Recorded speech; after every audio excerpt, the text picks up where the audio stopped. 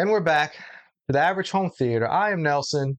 Producer Nick. This is producer Nick. And as you all know, the Average Theater is now part of the Plastic Microphone Studios. And I want to officially welcome producer Nick to the Plastic Microphone Studios, since he is now the official co-host of the Average Home Theater. What? Right. Welcome aboard. Golf clap. Yeah. Yeah, I'm excited, man. Excited to be more a part of the channel. Good. Because I need you. You know, I mean, look, this stuff is not easy. And, you know, the technical stuff, which is what most people are afraid of when it comes to a podcast or whatever, you know, the video and the audio and the lighting. And I mean, that's actually really easy to learn. The hardest part is deciding what the hell you're going to talk about. Yeah. Coming up with ideas. Right. There's so many podcasts out there, and, you know, I know we're not exactly unique here. Yeah. But, you know, I think we have unique perspectives. Yeah. So yeah, different. I think we do. We come at things from different angles. Right. And I'm happy to contribute. I'll be the idea guy. Right. You can help me with ideas, bounce off of each other, and it'll make it a whole lot easier, because trying to do this by yourself, it just gets a little overwhelming sometimes, especially when we all have normal lives, you know what I mean? Yeah. We don't get paid for this. Things have been busy. And I think the people are finally ready for that level of awesomeness. I think so. I think consistent level of awesomeness. They've been broken in for the last couple of years, and now it's time. Time to give them the full effect. We've eased them into it. That's right. You know, so I was about to make an appropriate joke. We've got to be responsible here. Yes, we have to be responsible here. So this is just a little hangout. A couple of things I wanted to talk about. Yep. Nothing crazy, but so something happened recently that brought this particular topic to fruition for me. Mm-hmm. And a mutual friend of ours worked at a local theater for 30 years. Yeah. And he was just kind of abruptly just let go. And it made me a little angry, because this guy is like one of the nicest guys you ever meet. And knowing that he's a hard worker. Yeah. And how much he's given to this company, for it to be bought out by someone else and within a year get fired, laid off, whatever. Yeah.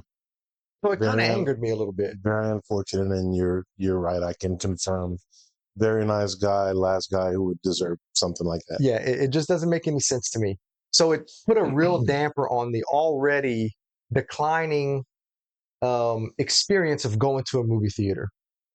And at his theater, I watched Dune Part 2, and there was a busted speaker the whole time. And I know I keep bringing it up. I remember that. But it drove me insane. And I think to this day, they still have not fixed that speaker. He told me he went unplug it, right, so it wouldn't rattle. Right. And so this brings me to the point. Is it still worth going to movie theaters? Right.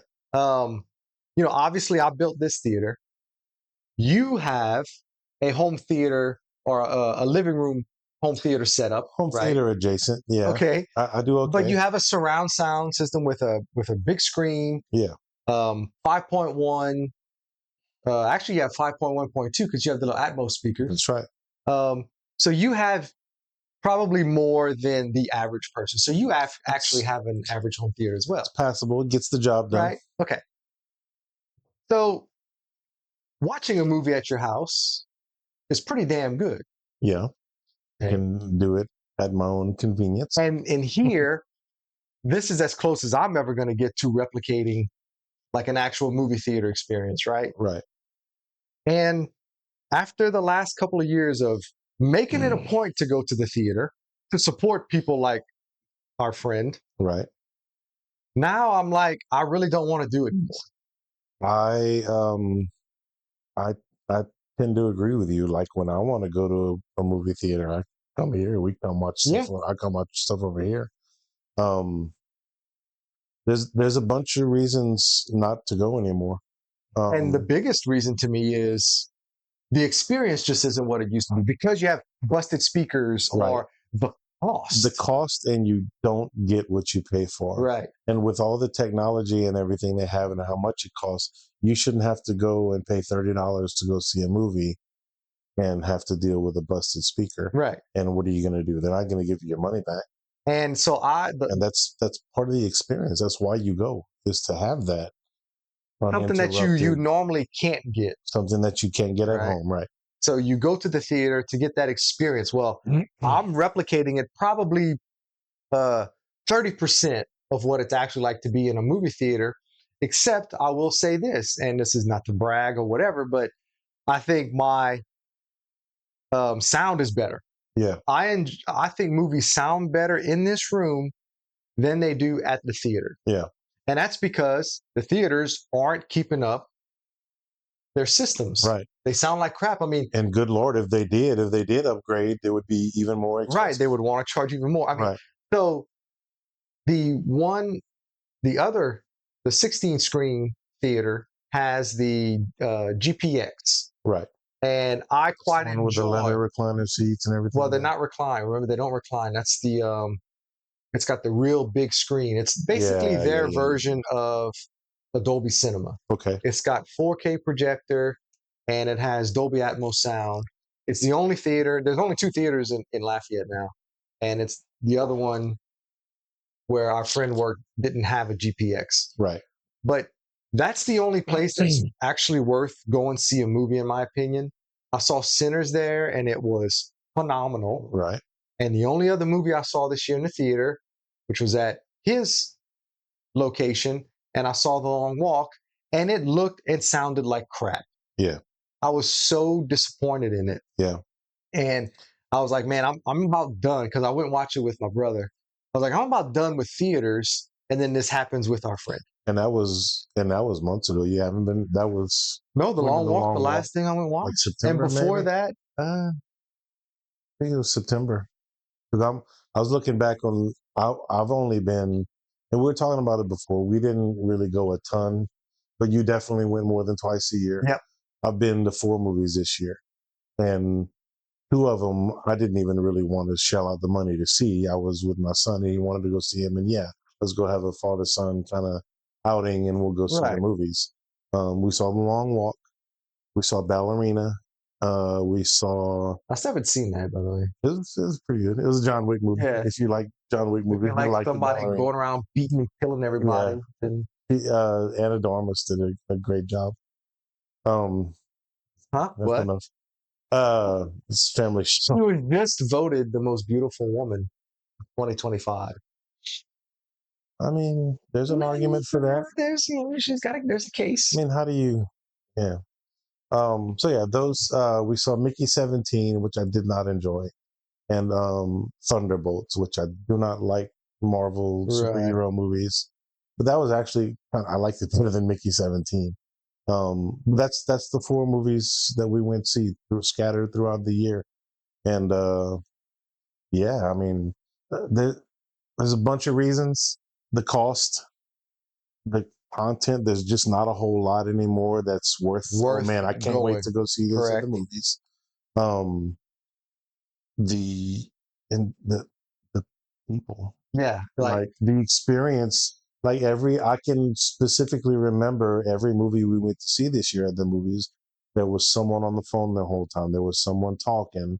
There was someone getting up and moving around and going in and out the whole time. Like it's just not. You used to be able to go to a packed movie theater, every seat full, and not have to deal with that. Right.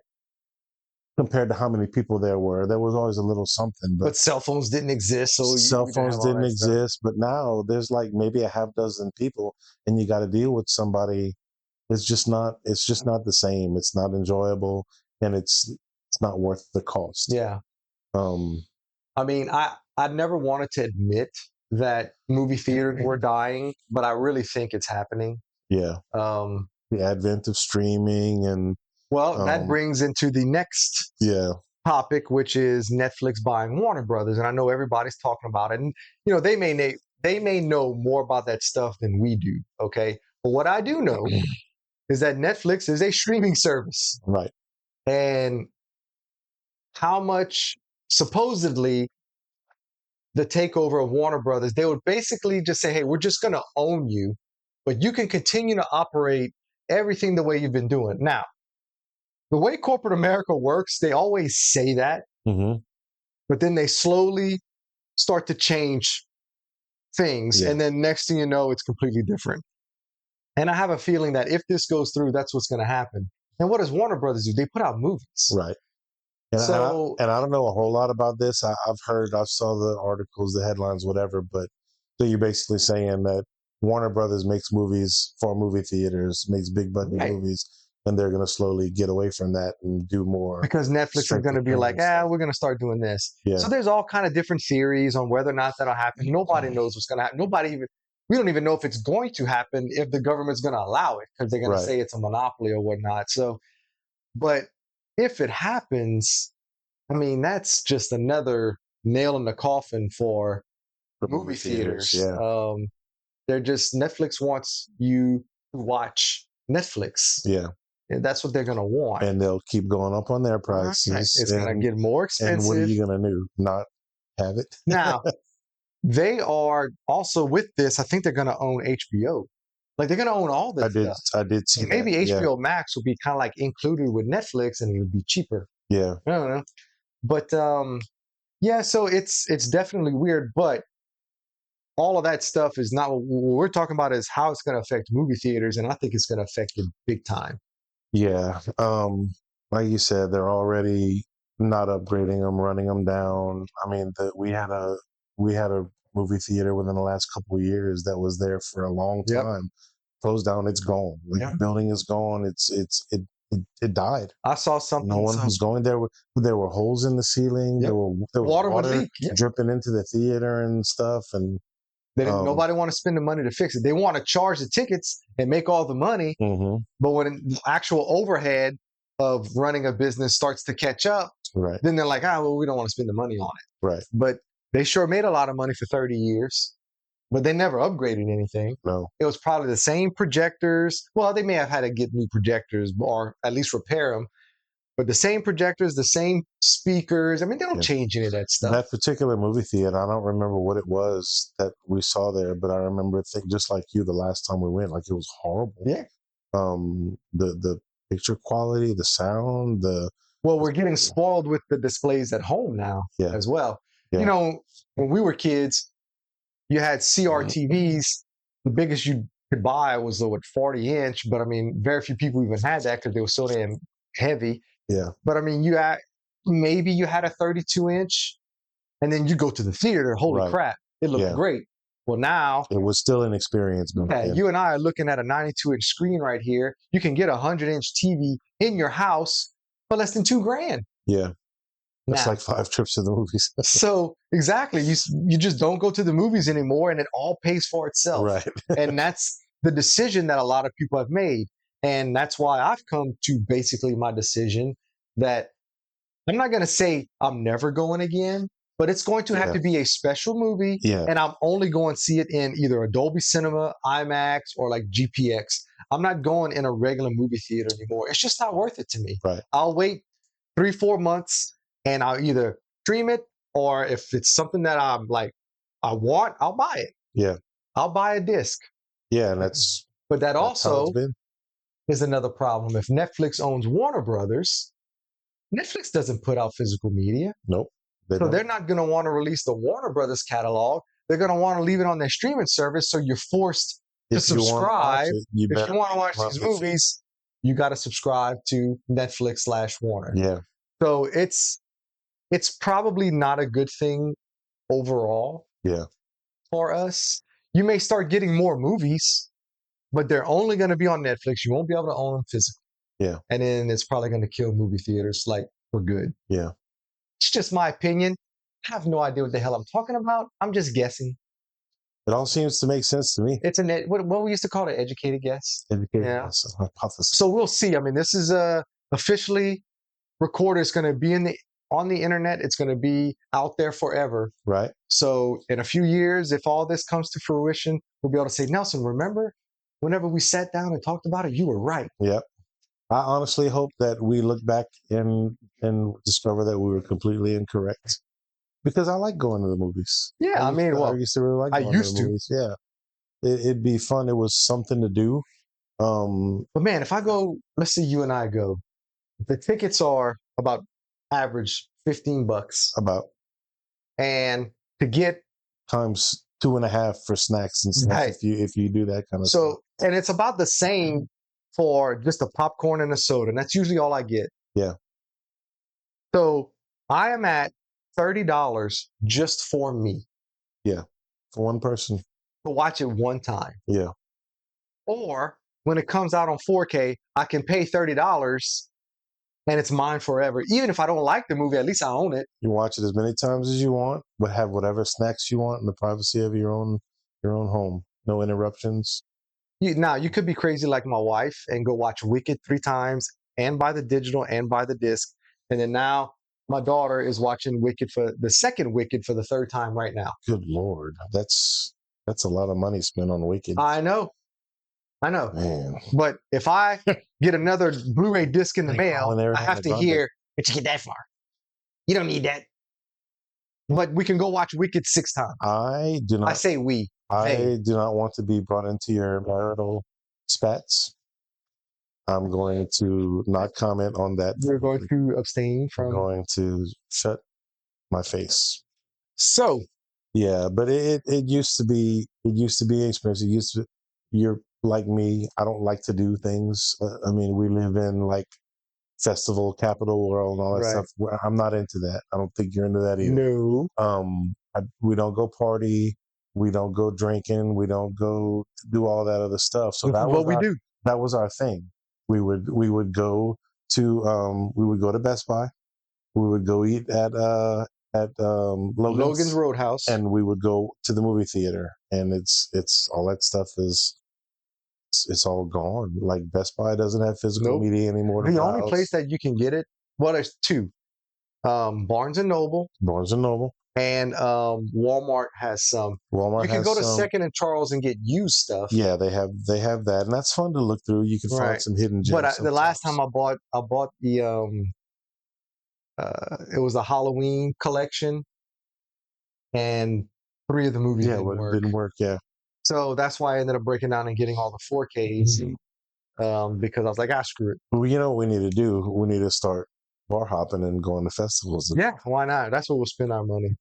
At 45 years old, we'll start doing that now. I'll stay home.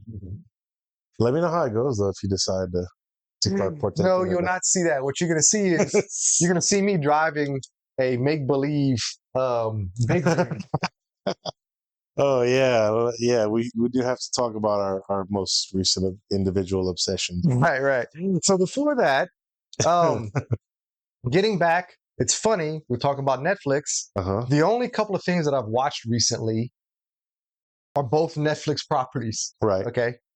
I caught up on Stranger Things season 5, the first 4 episodes.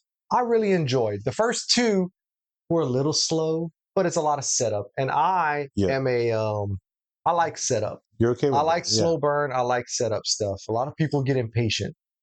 So I didn't have an issue because some people like, oh, the first 2 episodes are boring. It's taking forever. And I thought it was okay. I've heard that. Last 2 episodes, really good. So I feel good about Stranger Things and how it's gonna. I think it's gonna end well. Not saying that bad things aren't going to happen to certain characters. I'm sure somebody's got to die. I mean, there's no way we're going to get through this series and not one of the main characters die. So somebody is going to have to kick the bucket. But I think overall, I think it's going to be a grand ending, and they're going to do it right. And I need to catch up. I watched the first season of Stranger Things when it first came out. Everyone was talking about how great it was. Thought it was all right. Right. Had no desire to continue it, but I do want to try to get into it again. I want to rewatch the first season, and now that it's going to be over, I can view it as a whole. Yeah, and I don't put it on this pedestal like a lot of people say it's like the greatest show ever. Yeah. No, it's not. Now, I have heard though that was it season 4? Season 4 was like one of the greatest seasons of television ever committed. I think season 4 is like a masterpiece of Yeah. television. And I want to experience that. So that's one of the main reasons why, because I hear that from most people. Yeah, it's season 4 is So I want to give it another whirl. 2 is good. 3 is, I mean, it's not bad, but it's my least favorite. But then when 4 came out, I was like, holy crap. I mean, they just went all out. So I'm gonna and Jacob, my son, loves it, and he's been trying to get me to watch it again for years. And that and The Walking Dead. So I've been telling him for years I'll watch both of them, and one day I'll start. Let me know whenever you get to when you burn out on after season 5, and then we'll talk about it. Because that's what happens with everybody. Season 5, sometimes people get to season 6, Walking Dead, but that's when most people just walk away from. And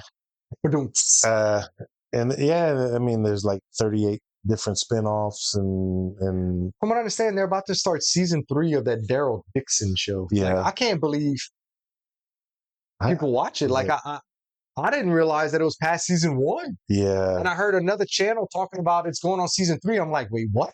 And Jacob makes fun of me all the time, and you probably will too, because this is one of my things. But just Norman Reedus. I'm sorry if you're watching. I just can't do Norman Reedus. So we got Norman Reedus. We got Woody Harrelson. His face or his haircut. I don't know what it is. I can't do Norman Reedus. So Norman Reedus, Woody Harrelson. Who else? No, I don't remember it. Now, but the difference is he doesn't like Woody Harrelson, but he likes every movie Woody Harrelson is in. Yeah, man, I'm a fan of his movies. I don't know what it is. I've come around though. It's a running joke, but it's not as bad as it used to be. So yeah, those are 2 things that I need: Walking Dead and things I need to catch up. And then the other thing is Frankenstein. Now, there's mixed feelings on it. And the only other, I've seen the original 1930, whatever Frankenstein. I own it. I recently watched it. And the Robert De Niro one was in like 92. Was that Mary Shelley's Frankenstein? Yes. Is that one? Okay. I like both of those movies. Yeah. Completely different. From what I understand, that's what's his name? Branagh. Richard Branagh? Yeah, he directed it and he played Victor Frankenstein. Okay, yeah. But from what I understand, I haven't read the book. I own the novel. I own 2 copies of it, 2 different copies. I've never read it. So it's made its way. It's on my bedside table. It's getting closer. It's getting close. I just haven't cracked it open yet, but it's there, ready for me to read. But from what I understand, that is out of all the Frankenstein adaptations, because there's a ton, that one is the quote unquote probably most accurate. Correct me if I'm wrong, but that's what I understand. Okay. This rendition, I loved it. Yeah. I hear good things. I haven't seen it yet. It's not perfect. There is one. I have one thing that I really wish they wouldn't have done. I won't say because it is a spoiler because it's different than the other Frankenstein stories. But I thought it was fantastic. Yeah. It looked amazing. The sound design was great. It was grand. I just felt like I was just watching like what's his name? Guillermo del Toro, whatever. A movie. You feel it. It. It's kind of like a Denis Villeneuve movie where it's just this, he just makes these grand, big scale type movies. And that's what it felt like. Yeah. The performance by Oscar Isaac as Victor Frankenstein. I was going to say, I'm an Oscar Isaac fan. I like him a lot. Charles Dance plays his dad. Charles Dance is awesome. Yeah. And the little guy that I say little guy, he's 6'6" or whatever, but the guy who plays the monster, Jacob L. Roddy, whatever. He was great as the monster.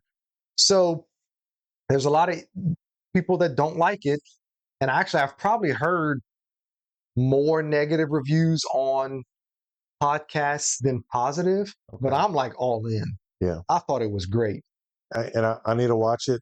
The length of it intimidates me, which we'll get more of that in the but there's doing other things. There are movies that are 2.5 hours long that feel 2.5 hours. Yeah. And then there are movies that are 2.5 hours that's like, oh crap. It goes by quick. It goes by, and this is one of those to me. Yeah. And the more you describe it, the more I feel like I want to watch. I want to watch it. I wanted to watch it before you saw it. Now I want to watch it even more because you'll like it. Yeah. You may not like it as much as I do, but there's no doubt I know you will enjoy the movie. Yeah, I'm gonna maybe at some point this weekend I'll put that on. I have a lot of catching up to do. I've only seen recently. I've only seen one new thing that I've never seen before, and that was 1917. Oh yeah, and I really, really enjoyed that. A war movie, World War One. These two guys have to. Short version. There's an attack on the Germans. They think the Germans are retreating. for who? The Germans. The British are attacking the Germans, thinking they have them on the run. It's a setup, and the British find out about it, but they have to go and warn the attacking force. And these guys, one of the guys has a brother in that attacking force, and it's personal for him. We got to get to him. The neat part about the movie is it's the way it's made. It's all one shot. Well, it's Christopher Nolan, first of all. I don't think it's actually all one shot. I think they cut it to make it look like it's all one. Right, exactly. Yeah. The way it's made, the way it's edited, or whatever. There's no cuts. There's one. There's a character that you're following that loses consciousness, and the screen goes black, like for effect, right. And then it comes back when he comes to. That's the only kind of cut in the movie, with the way it's done. And I read a little bit about it. You can see where like someone passes in front of the camera real close, but it passes across like a board or something, and so you could tell that things were spliced together. But really, really good movie, really, really good acting. The only Benedict Cumberbatch was in it for about 3 minutes. There's another actor, Lord of the Rings, I think. I can't remember who it was, but another like big actor that was in it for a couple of minutes. One of the main guys was in Game of Thrones. Other than that, and then the brother was in Game of Thrones, but he's in it for like, I'm not joking, a minute, maybe 60 seconds. So it's a lot of kind of unknown. A lot of unknown kind of actors. It's a British movie, so they're all, they might be big over there, but we're not necessarily familiar with them, kind of thing. But you really mostly following just these two guys, and it's. I think you'll like it because of the way it's made. You'll appreciate the movie, the art of the movie, the way it was made, the movie making of it. I was blown away by how much I liked it, how impressed I was with it. Something I'd always wanted to watch, just never sat down and watched. And I'm surprised because you're such a World War II guy. Well, this was World War One. Oh, it's World War One. Yeah. I mean, that's all I would read about. That's right. All I would watch. It's World War One. But it was really, really good. I bought it immediately. I watched it streaming.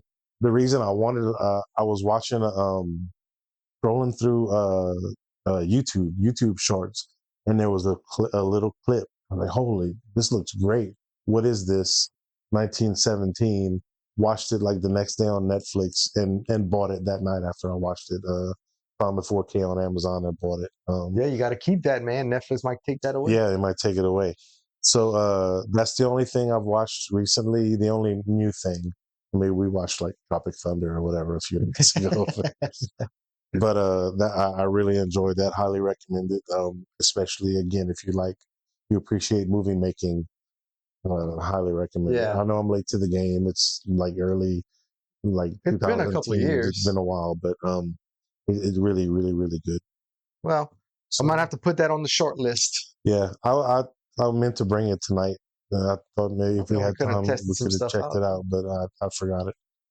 Came straight from work. So that's it? That's all you've watched recently? Yeah, that's all I can think of that I've watched recently. And that's because I've been, like you, have been busy doing some gaming. Yes, yes. I have recently discovered, again, late to the game, per usual with me, but I recently discovered Elden Ring. Been playing Elden Ring on the PS5. I had bought this game several years ago, thinking that I would like it, and I didn't, and I got rid of it after just a few hours. I didn't give it enough time. Yeah. Tried to play it in a way that it's not meant to be played. To Elden Ring, it's a From Software game. It's very difficult, but it's a game you have to have patience. You can't go in. It's not like I don't know. You got to give it time. And anyway, I'm about 100 hours in now, and completely addicted to this game. So anytime I have movie watching time, I'll say, okay, I'll play Elden Ring for an hour or so, and then I'll watch this movie, and then 3 hours later, I'm still playing Elden Ring. So that's part of the reason, not the only reason, but probably the main reason. Well, the main reason for me is I got watching that much stuff. Yeah, I got American Truck Simulator, which is a 9-year-old game, and I went all in, baby. I got the steering wheel, I got the pedals, I have the shifter, I even got the little racing simulated chair so I can just chill. I have my iPad right here that has my button box and everything. You know, you start the vehicle and everything from the iPad. Yeah, it has. You know, so I'm like all in, dude. So it's an experience, right? And I'm at like 65 hours in on that game, and I've only had it like 2 weeks, 3 weeks. Well, about 3 weeks. Well, no, it's probably been about a month now. Training for your retirement plan. I got it the week before Thanksgiving. Yeah. So yeah. I remember you telling me about it, and it's been growing ever since. Yeah. So I've ruined a lot of get you an air horn movie watching time.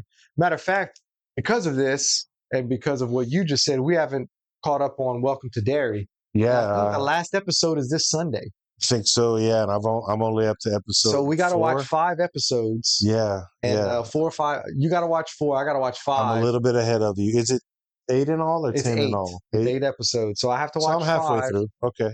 And then we can do our wrap up on it. Yeah. And kind of see. So I guess that'll be coming after the first of the year because we're almost at Christmas time now, and everything's going to get balls to the wall in the next couple of weeks. Yeah. Things are about to start getting busy. But I do have extended vacation. Tomorrow. So starting Christmas Eve, I don't go back to work until the 5th. So I have time to get it done. Same. We have Christmas is on the Thursday. New Year's Day is on the Thursday. So we have the day before and the day after each. So I have 2-day work weeks in a row, which I'm really looking forward to. You got plenty of time. I have plenty of time to play Elden Ring. So we're gonna schedule. We're gonna try to do 2 episodes a month. Yeah. So we'll try to get these Welcome to Derry episodes done and try to get that out on our next one. And keep trying to find new cool stuff to talk about. Yep. So, all right, man. Well, I guess that'll about do it, huh? That was fun. First official co-host episode. Right? And we'll try to come up with new and inventive things to talk about, and hopefully you guys enjoy it. And a catchphrase. I need to come up with a catchphrase. Yep. I'm not going to do this if I can't have a catchphrase. I'm just joking. I'm going to do it no matter what. All right, guys. Well, like, subscribe, tell your friends, and we'll catch you on the next one. See ya.